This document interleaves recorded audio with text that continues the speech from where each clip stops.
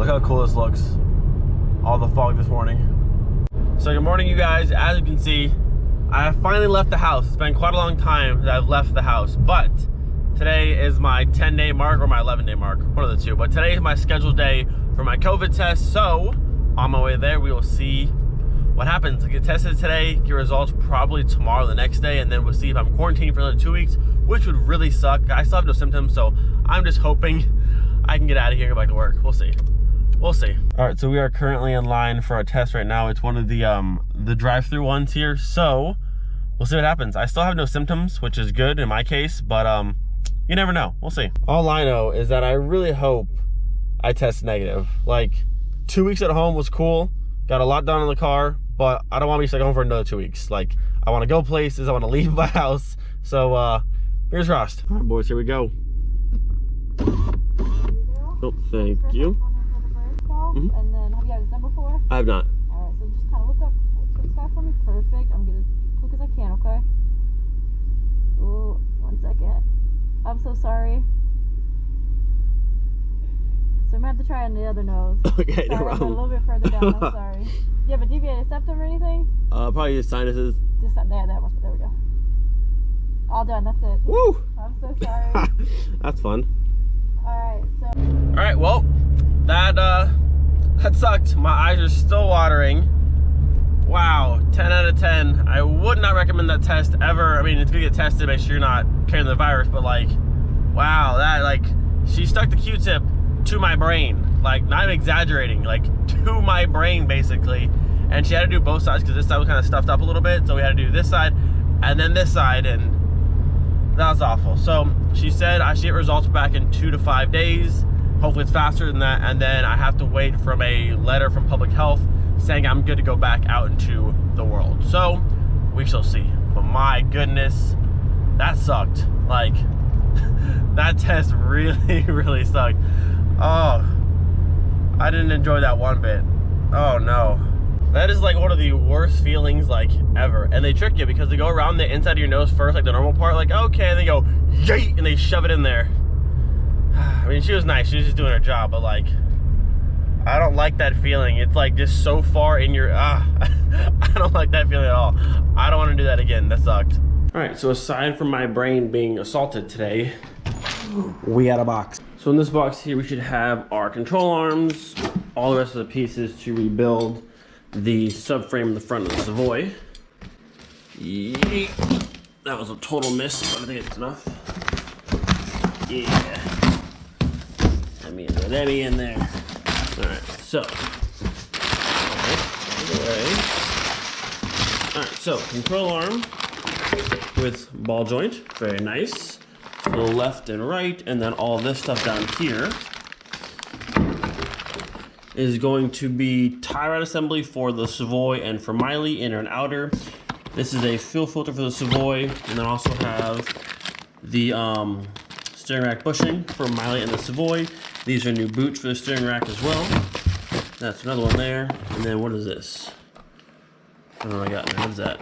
Oh, another one. That's weird. They sent me one steering rack bushing in a box, and then one in a plastic baggie, and then, oh, that's weird. Actually, I'm missing some of these boots. Maybe they're in here. Are they in here? Wheel bearings. Are there wheel bearings too, really? Huh. Surprise to me. Oh well, here's some stuff. All right, check this out. Woo, I'm so excited for this front end refresh. So obviously the painted subframe we did there, all nice and new, ready to go. We have our H&R front sway bar, the 22mm one, all the new bushings right here. Left control arm, right control arm. These ones came with brand new ball joints, all good to go. They had the inner and outer tie rod assembly for left and right side. And then I wasn't gonna do this, but then might as well at this point. So I'm gonna go ahead and pull the steering rack itself out as well. I already got the boot up a little bit. There's 113 here, dropped out of the way, so I go through and paint this and paint these crusty lines because it's rusty back there. And again, I don't want to try and paint here and get overspray on the base. So we'll pull this out real quick, get it painted, then have that mounted to the subframe with the new bushings and stuff. Oh man, this looks sick. I've always wanted to do this, but never had the opportunity. So I'm excited to actually get it done now. It's gonna look so sick. And then my friend Martin will be here in probably an hour or so, dropping off the knuckles for that car, and then I'm gonna go ahead and get them painted and then give them back to Martin so he can press the bearings in for me. But yeah, the entire front end on the Savoy should be done this week. I should have everything plus the knuckles, and we're gonna go. All right, check that out. I can officially say I've pulled out my first Mark III steering rack. Very easy to do. There's 113, that's right there, that goes through this little like collar piece that holds this piece. So you can see the groove right there, so it only fits one way basically. Holds it in, so pull that out, tap it down, and now this is out and free. So I can go through and wash it and paint it. I think I'm gonna do this entire thing in silver, and I had to paint the little clamp piece there too. But yeah, all these pieces back here are super crusty. I didn't want to try and paint in the back because it would have been just a mess. So we got all this paint looking fresh and new, and then rebuild the entire front subframe. And now since that is out, we might as well go ahead and pull this boot out of here as well, because you can see it's very faded and crusty. So we'll trim paint this and make it look nice and new as well.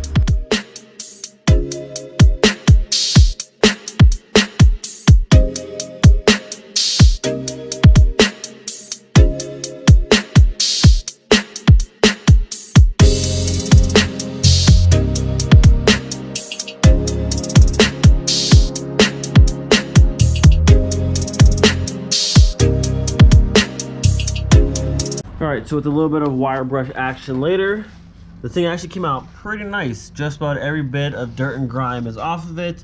Went through and got all the like the surface rust off the lines here, so that's looking much better all the way through. So we got all of this paint. I was gonna do silver, but I was gonna do black and do the entire thing black, all the lines black all the way down.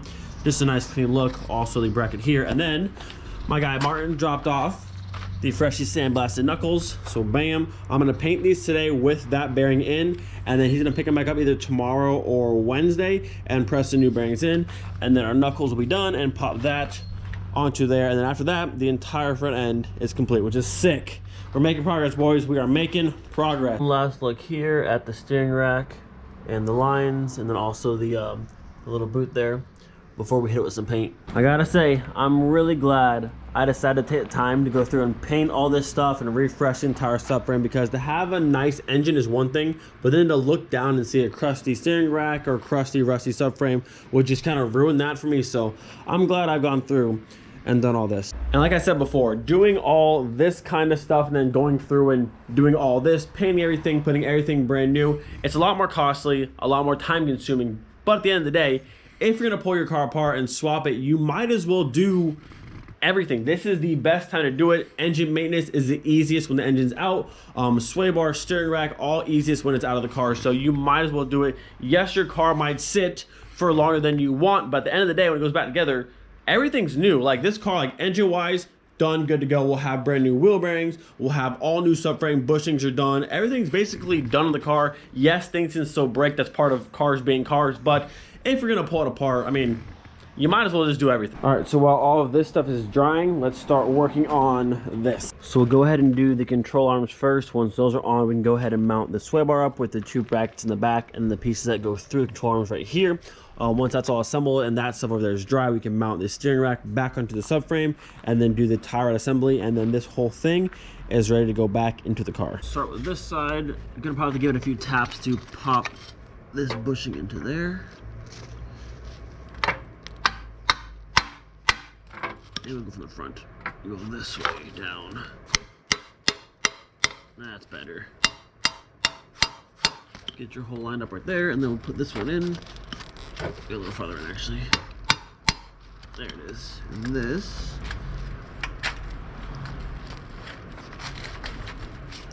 Let's give it a few taps here. Bam. One side done. That's actually really easy to do. Look at that.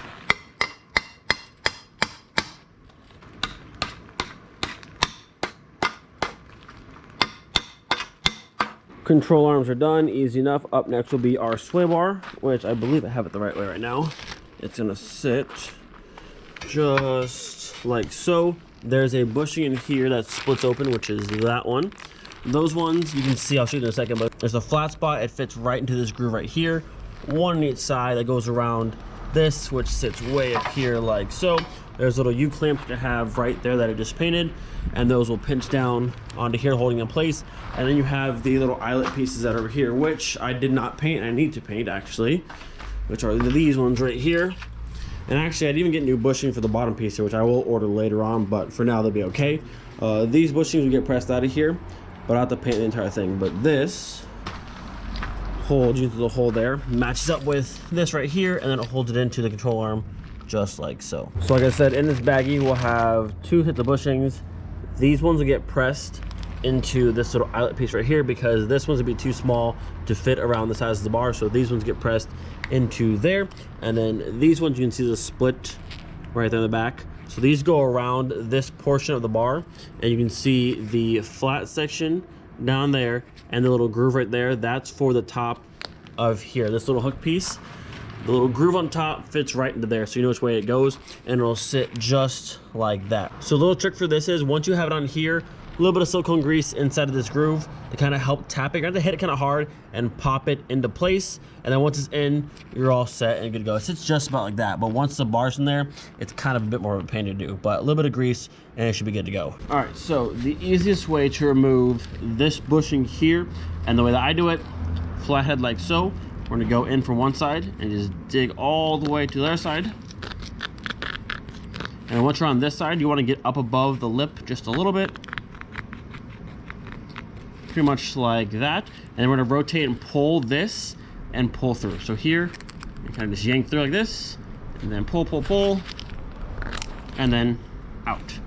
Very easy to do. Now, as you just saw, pulling the old bushing out is pretty easy to do. It's very old, it's squishy, it's worn down, not too hard to get out. Now, putting the new bushing in, that's very, very sturdy, solid, doesn't want to bend, can be quite the pain to put through there. Now, there's 2 options to doing this. Last time I did it on Miley at the hobby shop, I used the press. Super easy to do, took 2 seconds. Obviously, I don't have a press here, so I will show you the other way that you actually press one of these in. All right, so let me show you how this is gonna work, and I've done this before, so I do know it works. What we're gonna do, I have my jack here. We're also gonna be using the Savoy in this instance. We're gonna set our eyelet piece onto the jack like so, nice and flat. We're gonna use some silicone grease, put it around the inside of that, and on our bushing, set our bushing right on top like so. We're gonna jack up the jack right to this subframe point and use the weight of the car basically and the jack as our press and pop it in. Now, it works on any solid point. As I've done before, it does work. Make sure you're using a very solid, like any point you would jack up the car from will work. You don't want to use anything that's super soft and put a hole through the bottom of your floor, but solid points like this, the frame rail, work no problem. So silicone grease on here, jack it up, and press it in. Do be careful. You don't want to go through and have it off a little bit. Make sure it's dead center so it pops in cleanly, and you don't go cutting or tearing your new bushing. All right, let's see if we can't get this done first try. So we have our eyelet piece here, all greased up, ready to go. We have our bushing, all greased up, ready to go. I have a piece of wood to keep this as flat as possible. That way it's going up, it doesn't like lean left or right. Let's see if we can't make this happen. Sometimes take a few tries to get it lined up, and as you're pressing, the bushing wants to go left or right. So see if I can't get it first try or not here. All right, so right about there. Try and keep our bushing nice in the center. And I'll go up on the jack a little bit. The car may go up too, but that's okay. All right, nice and center. Add slight pressure.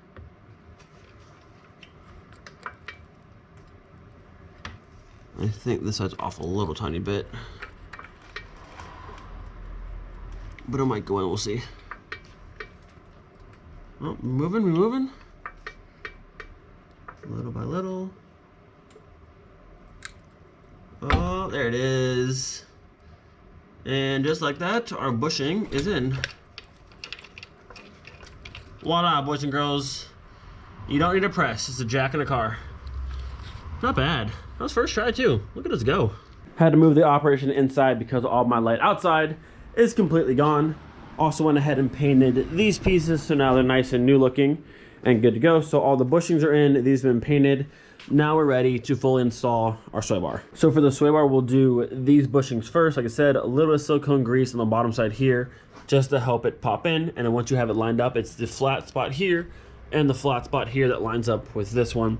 And this one, once that's in and bolted down, we'll do these end pieces here, a little bit of grease inside, spin it onto the end, and then split the bushings and bolt it through. Very, very easy to do when it's out of the car like this.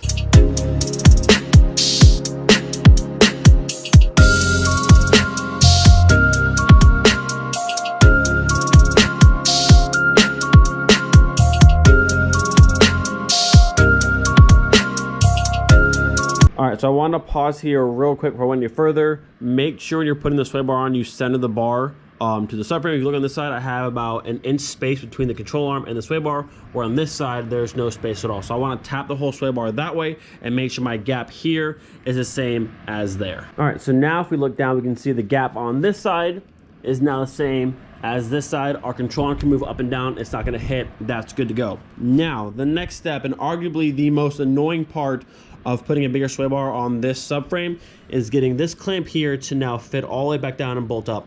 The problem is we now have a bigger sway bar and a bigger bushing, but the space we're putting it in didn't get any bigger. It's still very, very small for the factory stuff. So we're getting more stuff to try and clamp down, and it's a pain. Couple things to make it a bit easier. If you look at the bottom side here, you want to make sure you hammer this bushing around the sway bar all the way to the back. You want it flush to the back. If it's sticking out too far, you have even more to clamp down. It's a giant pain. So make sure the bushing is flat to the back over there. And what I like to do is get a vice grip and pinch down as hard as possible, and then do your best to thread the bolt in. The problem with the factory bolts that hold this clamp down is that the first like 5 millimeters is just no threads. So you have to get this way in there. So it can be a pain to get it to actually grab properly. But if you can get a vice grip on there and get it flat, you should be able to get it. All right, so with the help of my wife, you can't see her, but thank you. I had her help me hold the vice grip down because it's kind of a pain to hold the vice grip and line up the bolt. But now this side's done, that side's done. Now you just tilt this back just a little bit like so. We'll feed these on, and then this section will be done. So these pieces here are very easy to do. Just put a lot of silicone grease on your bar, slide this piece on, make sure this is lined up with the hole on your control arm down there. And I recommend doing this one and this one at the same time, and then push the entire bar down, bolt it through, and then you're all good to go. Control arms are done, sway bar is now done. Last thing to do, grab our steering rack, toss that back on with the new bushing, and then this whole section is done and good to go. All right, so a couple things here. Number one, this looks dope. I'm very pleased with all the new pieces, the sway bar, everything's painted. It looks really, really good. Now, I made a couple mistakes. So down here, this is the steering rack bushing that I ordered.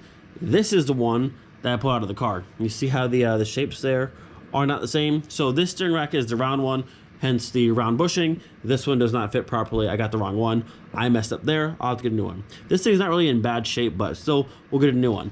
Now, over to here.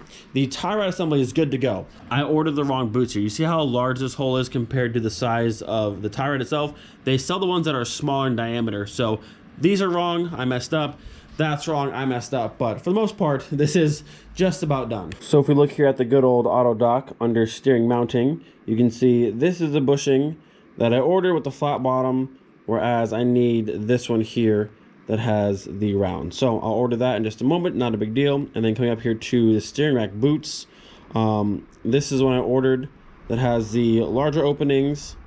And if we look over here, this is one that I actually need that has the smaller opening and also has the spot on the bottom there to keep it from spinning. So not a big deal. Get those ordered here just a moment. So those pieces should be here in a day or two. Not the biggest deal, but while I wait, now I can go through, paint the brake lines, and also do some more cleaning down underneath there before all this goes back in. But with that, gonna end off here. Hope you guys enjoyed. Do not forget, be thankful for every single day. We'll see you guys next time. Peace.